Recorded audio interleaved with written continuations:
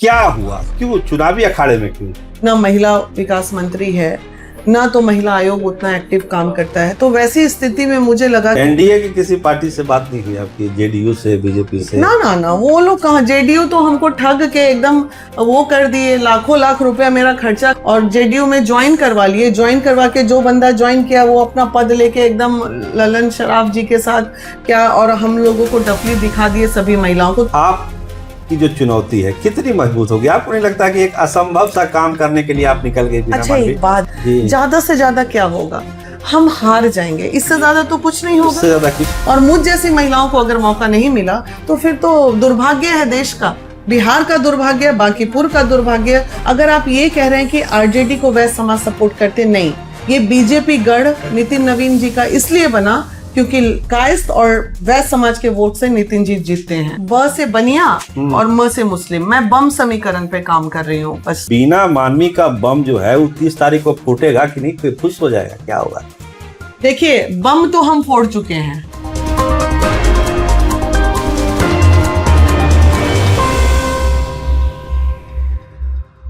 बांकीपुर का उपचुनाव जैसे ही घोषित हुआ है, तमाम पार्टियां अपने अपने हिसाब से तैयारी में जुटी हुई है। हमारे साथ आज जो मेहमान हैं, तेज प्रताप यादव की सैलरी, जो दलित महिलाएं होती हैं, पीड़ित महिलाएं होती हैं, शोषित महिलाएं होती हैं, उसकी आवाज उठाने वाली बीना मालवी इस बार चुनावी अखाड़े में उतरने वाली है। तेज प्रताप की पार्टी से, जेजेडी से क्या है तैयारी, क्या है प्लानिंग, आखिर चुनाव लड़ क्यों रही है और तेज प्रताप यादव की पार्टी को ही उन्होंने क्यों चुना? आज इन तमाम सवालों का जवाब हम उनसे जानने की कोशिश करेंगे। बीना जी, आपका बहुत स्वागत है स्टार टीवी बिहार का। क्या हुआ, क्यों चुनावी अखाड़े में क्यों? आप तो महिलाओं के लिए इतना अच्छा काम कर रही थी। देखिए, महिलाओं के लिए तो काम हम सालों साल से, आप देख भी रहे हैं, 12-15 साल से इसी बांकीपुर में बैठ के और इसी छोटे से जगह से मैंने बहुत काम किया है। लेकिन अब मुझे ये लग रहा है कि इतने जो अपराध हो रहे हैं, इतनी सारी चीजें हो रही हैं, एक व्यक्ति सदन में ऐसा नहीं है, विपक्ष भी बहुत कमजोर है। विपक्ष भी सदन में कोई ऐसी आवाज नहीं उठाता है जिससे किसी को भी न्याय मिल सके। तो इसलिए मुझे लग रहा है कि खासकर जो महिलाओं का मुद्दा रहा है, ना महिला विकास मंत्री है, ना तो महिला आयोग उतना एक्टिव काम करता है। तो वैसी स्थिति में मुझे लगा कि अगर एक महिला, 14 विधानसभा है, एक भी विधानसभा महिला के लिए आरक्षित नहीं है, तो मैंने आवाज आधी आबादी की ही उठाई थी। मैं अपने लिए नहीं, मैं तमाम उन महिलाओं के लिए आवाज उठाते रही हूँ। लेकिन इसी बीच में मैं ये भी बोल रही थी निर्दलीय चुनाव अनाउंस करने के बाद कि जो भी पार्टी हमारा साथ देगी हम उनके साथ हो लेंगे। तो तेजू भैया ने साथ दे दिया, हम उनके साथ हो लिए। मतलब ऑफर उनका था या फिर आप प्रस्ताव लेके गई थी तेज प्रताप? नहीं, मैंने सबके पास, मैं चुनाव लड़ने के पहले मैं सबके पास अपना प्रस्ताव लेके गई हूँ कि मेरा ये तैयारी है, मैं इस बार मैदान में उतर रही हूँ। हालांकि तेजस्वी जी का बहुत ही पॉजिटिव रहा मीटिंग, सब चीज रहा, बायोडाटा भी जमा करने बेचारे बोले, लेकिन वहां 80% लोग जो थे आरजेडी में वो मेरे फेवर में थे। 20% लोग जो थे वो लगे हुए थे अपना राजनीतिक में। तो फिर मुझे लगा कि नहीं, ठीक है। फिर मैंने तेज प्रताप भाई से भी बात की तो वो तुरंत एक्सेप्ट कर लिए, बोले भाई आपके जैसी शेरनी को साथ बिल्कुल हम देंगे, क्यों नहीं देंगे। एनडीए की किसी पार्टी से बात नहीं हुई आपकी, जेडीयू से, बीजेपी से? ना वो लोग कहाँ, जेडीयू तो हमको ठग के एकदम वो कर दिए, लाखों लाख रुपया मेरा खर्चा करा के जेडीयू में बोले कि आयोग में आपको ये दे देंगे, आप बढ़िया काम करती हैं, और जेडीयू में ज्वाइन करवा लिए। ज्वाइन करवा के जो बंदा ज्वाइन किया वो अपना पद लेके एकदम ललन शराफ जी के साथ क्या, और हम लोगों को डफली दिखा दिए सभी महिलाओं को। तो महिलाओं को तो ठगा ही जाता है राजनीतिक में। एक दिन मैं ज्वाइन की, दूसरे दिन से मैं जेडीयू ऑफिस कभी गई नहीं। मैं समझ में आ गया कि मेरे साथ ठगी हो गई। कौन कौन ठगा जेडीयू में आपको? कोई नहीं, जो ले गए व्यक्ति, और ललन शराफ जी ज्वाइन करवाए थे।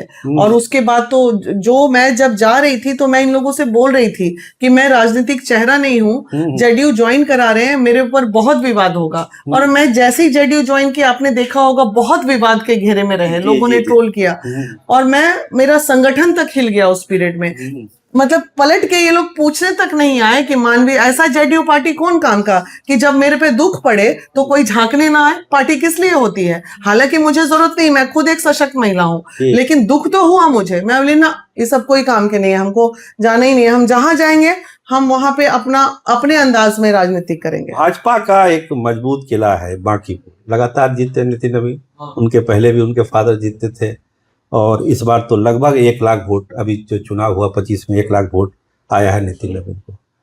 आपकी जो चुनौती है कितनी मजबूत होगी? आपको नहीं लगता कि एक असंभव सा काम करने के लिए आप निकल गए बीना अच्छा, मालवी? एक बात बताइए, जी। उतने बड़े अंग्रेजों से लड़ाई झांसी की रानी अकेले एक घोड़े पे लड़ी थी, है ना? भले वो मर गई, जी। ज्यादा से ज्यादा क्या होगा? हम हार जाएंगे, इससे ज्यादा तो कुछ नहीं उससे होगा। ज्यादा कुछ नहीं होता तो डेमोक्रेसी में। आप ये सोचिए, इतने बड़े लोगों के साथ मैंने अगर लड़ने की भी हिम्मत दिखा दी तो यही मेरे में अपने आप में जीत है। यही जीत है कि इस महिला की हिम्मत देखिए कि एक महिला, कुछ ना होते हुए, ना बैकअप, कुछ ना मेरे पास पैसे, ना मेरे पास बाप दादा की संपत्ति, ना मेरे पास राजनीतिक बैकअप, जी। उसके बाद मैं समाज से लड़ रही हूँ। इसका मतलब है कि मैं समाज में कुछ करना चाहती हूँ, और मुझ जैसी महिलाओं को अगर मौका नहीं मिला तो फिर तो दुर्भाग्य है देश का। बिहार का दुर्भाग्य, बांकीपुर का दुर्भाग्य, और देश का भी दुर्भाग्य कि 33% की बात करते हैं और 14 सीट पूरा का पूरा पुरुष के लिए रखे हैं, एक भी महिला को नहीं देते हैं। प्रशांत किशोर भी आ रहे हैं अखाड़े में, उसको कोई बात कितनी बड़ी नहीं, चुनौती उनका मानते अपना हैं? एजेंडा है, मेरा अपना एजेंडा है। नहीं, वो भी उनको आए। कितनी बड़ी चुनौती मानते हैं प्रशांत देखिए, किशोर? प्रशांत किशोर जी का एक अलग है कि मुझे ये लगता है कि वो बेचारे 4 मुख्यमंत्री बना दिए और एक विधायक नहीं बना पाए बिहार में। इस बार तो बड़ा खुद सस्ता विधायक है। बनने के लिए लड़ने वाले तो हैं। अब जो है विधायक बनने के लिए लड़ने वाले, तो मुझे लग रहा है कि वो बहुत बड़ी हस्ती हैं। जी। विधायक बड़ा छोटा सीट है प्रशांत किशोर के लिए, जी। तो मुझे नहीं लगता है कि प्रशांत किशोर जी खुद उतरेंगे चुनाव में, क्योंकि ये प्रशांत किशोर जी के लिए बड़ा छोटा सीट हो जाएगा। तो देखिए क्या होता है। तो ये बताइए बीना मालवी जी कि बांकीपुर, जिसके बारे में आप भी जानते हैं, सब लोग जानते हैं कि पढ़ा लिखा विधानसभा क्षेत्र है, बहुत हद तक कास्ट लाइन यहाँ पर उतना प्रभावी नहीं है जितना बिहार के दूसरे सीटों पर होता है। लोग कास्ट लाइन से ऊपर उठकर भी वोट करते हैं। आपके बारे में बहुत लोग जानते हैं, बहुत लोग नहीं जानते हैं कि आप वैश्य बिरादरी से आती हैं। लोगों को थोड़ा कन्फ्यूजन भी होता है। तो जो पिछली कैंडिडेट आरजेडी की थी रेखा गुप्ता, वो भी वैसे थी, 45,000 वोट उनको भी आया था। तो क्या वो समाज, जो वैश्य समाज जो सपोर्ट किया था आरजेडी को, वो समाज आपके साथ आज के तारीख में खड़ा है? नहीं। या फिर आप कास्ट लाइन से इतर कोई अलग व्यूह रचना रच रही बाकी? देखिए, मेरा थोड़ा सा समीकरण जो था वो जी। महिलाओं का था, जी। ठीक है, ये मेरी अपनी थी। उसके अलावा जो मैंने स्लम एरियाज में कार्य किए हैं वो 10 साल से मैं करते आ रही हूँ, तो उन बहनों का थोड़ा साथ था। उसके अलावा अगर आप ये कह रहे हैं कि आरजेडी को वैश्य समाज सपोर्ट करते, नहीं, ये बीजेपी गढ़ नितिन नवीन जी का इसलिए बना क्योंकि कायस्थ और वैश्य समाज के वोट से नितिन जी जीतते हैं, और अगर जो वैश्य समाज उनको वोट ना करे तो कभी ना जीत पाते वो। ये तो वैश्य समाज आपको वोट करेगा इस बार, क्या लगता है आपको? भाई, वैश्य समाज भी सोचेंगे ना कि भाई हमारे समाज की बेटी है कि लड़ रही है, संघर्ष कर रही है, पार्टी को 2 मिनट साइड में रख दीजिए, तो वो पर्सनली तो मुझे सब जान ही रहे हैं, पर्सनली तो देख ही रहे हैं कि नहीं चलो ठीक है जाएगी। और दूसरी बात, जो हमारे पार्टी के नेता हैं, जिनकी पार्टी जेजेडी को मैं लेके साथ में अब ब्लैक बोर्ड छाप से मैं आ रही हूँ, तो उनकी छवि अभी बिल्कुल राजनीतिक फील्ड में साफ सुथरी छवि है। वो ऐसा कोई आपराधिक मामला उनके ऊपर नहीं है, और वो क्रिमिनल माइंडेड नहीं है। संत महात्मा साधु, सीधा साधा भोला भाला इंसान, एकदम कच्चा घड़ा टाइप का। वो भी एकदम जैसे मुझे राजनीतिक क्षेत्र में ये लोग स्थान देंगे उस तरह से हम इनके लिए खड़े रहेंगे। तो लोग भी तो सोचेंगे ना कि चलो थोड़ा एक मौका दे के देख ले। और आरजेडी को कभी भी वैश्य समाज का वोट नहीं मिला, उनको वैश्य समाज के एक समूह जो तेली समाज है उनका और मुस्लिम्स वोट पे।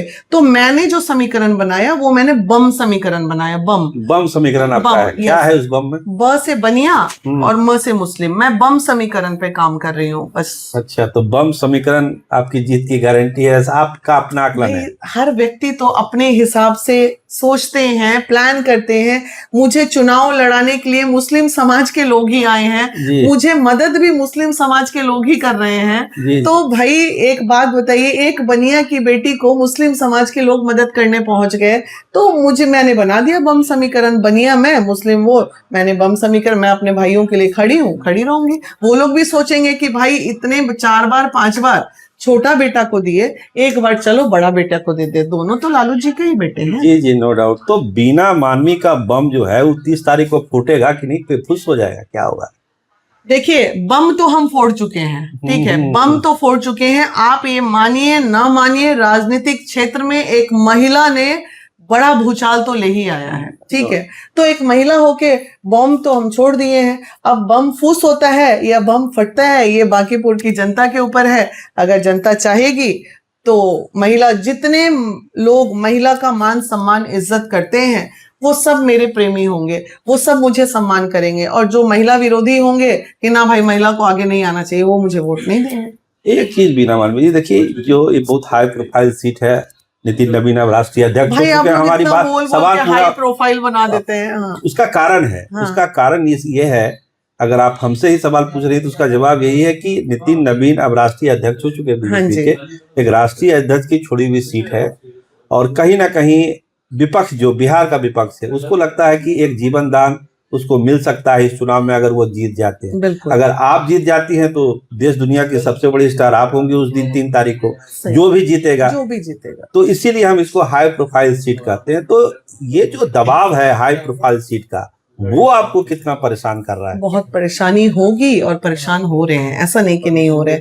अभी आपने देखा था कि जैसे ही मैं चुनाव प्रचार का अनाउंस की, उसके दूसरे दिन ही पूरा मोना सिनेमा के पास मेरे गाड़ी को घेर के एकदम अटैक हो गया। ठीक है, बच्चों ने किया या जो भी किया, तो मेरे को तो, मैं चुनाव लड़ूं तो भी परेशानी है, ना लड़ूं तो भी परेशानी है।